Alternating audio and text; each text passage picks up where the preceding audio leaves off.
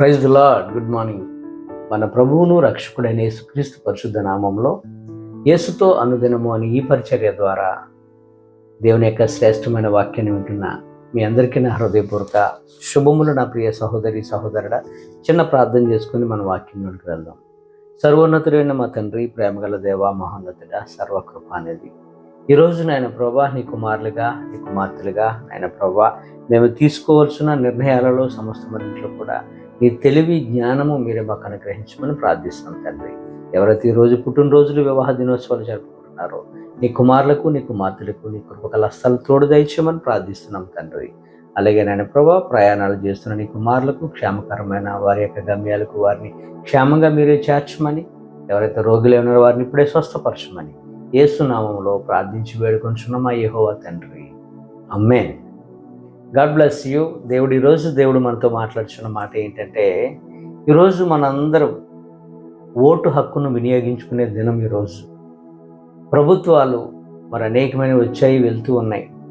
మరి ప్రజల చేత ఎన్నుకోబడిన ప్రభుత్వము, ప్రజాస్వామ్య ప్రభుత్వంలో మనం ఉన్నాము కనుక ప్రజలే నాయకుడిని ఎన్నుకోవాల్సిన దినాలు ఇవి. కనుక మనం వేసే ప్రతి ఓటు కూడా చాలా శ్రేష్టమైనది.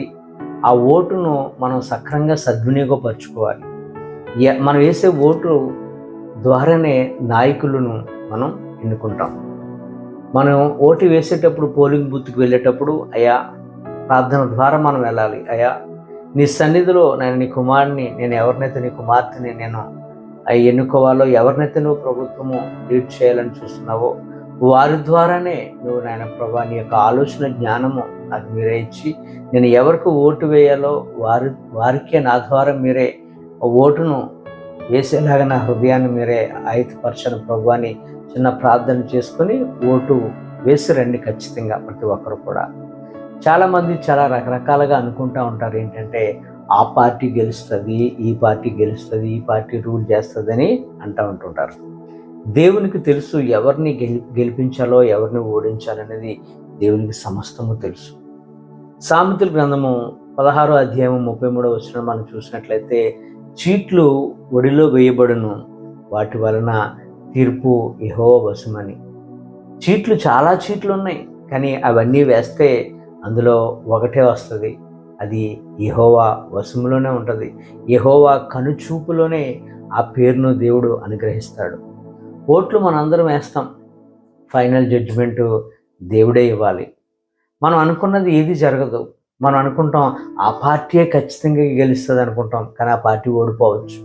ఆ పార్టీ అంతగా రాదేమో అనుకోవచ్చు, కానీ ఆ పార్టీ గెలవచ్చు.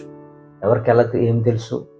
కానీ దేవుడు ఈరోజు మనతో మాట్లాడుతున్న మాట యాకోబు పత్రిక 4వ అధ్యాయం 6వ వచనంలో ఉంటుంది. మాట మధ్యలో నుంచి ఉంటుంది, దేవుడు అహంకారులను ఎదిరించి దీనులకు కృప అనుగ్రహించునని.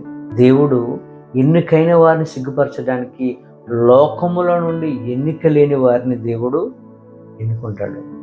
బెస్ట్ ఎగ్జాంపుల్ మనం చూసినట్లయితే, సౌలు తర్వాత ఎవరిని రాజుని చేద్దామని సమయాలు చాలా వేదన పడుతున్న సమయంలో మరి దేవుని సన్నిధిలో సమయాలు అడగగా, ఏ అర్హత, ఏ అధికారము, ఏ గుర్తింపు లేని గొర్రెల కాపరి అయినటువంటి యెష్షయి కుమారులలో దావీదు అసలు గుర్తింపు లేనివాడు.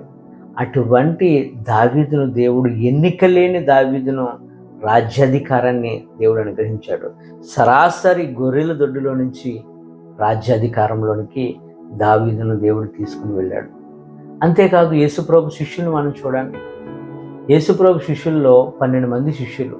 12 మంది శిష్యులు ఇస్కరియోతు యోధ ఉరిపోసుకొని చనిపోయిన తర్వాత ఆ ప్లేస్ ఖాళీగా ఉంది.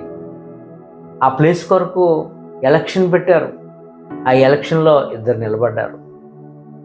మొదటిగా యూస్తు అను మారు పేరు గల బర్షబా అనబడిన యోసేపు, రెండవ వాడు మత్తియా అను 2 ఎలక్షన్లో నిలబెట్టారు. ఎవరు ఆ ప్లేస్కి, ఇస్కరియోతు యోధ ప్లేస్కి ఎవరైతే వస్తారేమోనని.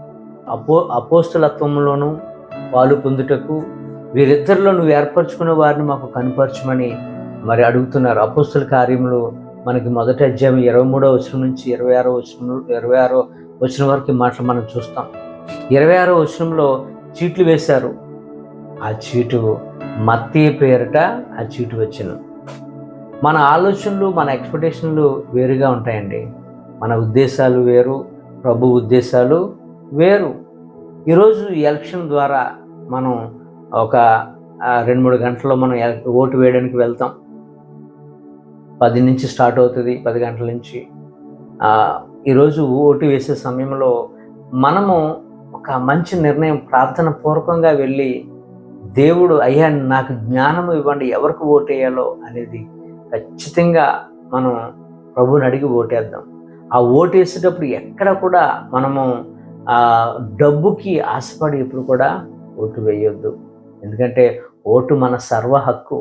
ఆ సర్వ హక్కుని ఈరోజు మనం ఏం చేస్తున్నామంటే, నాయకులు, పాలకులు ఏం చేస్తున్నారంటే, ఆ ఓటు కొరకు, ఆ ఓటు వారికి కావాలి కనుక డబ్బు ఎంతైనా సరే జల్లేస్తున్నారు, ప్రజల్ని పొల్యూట్ చేసేస్తున్నారు ప్రజలు.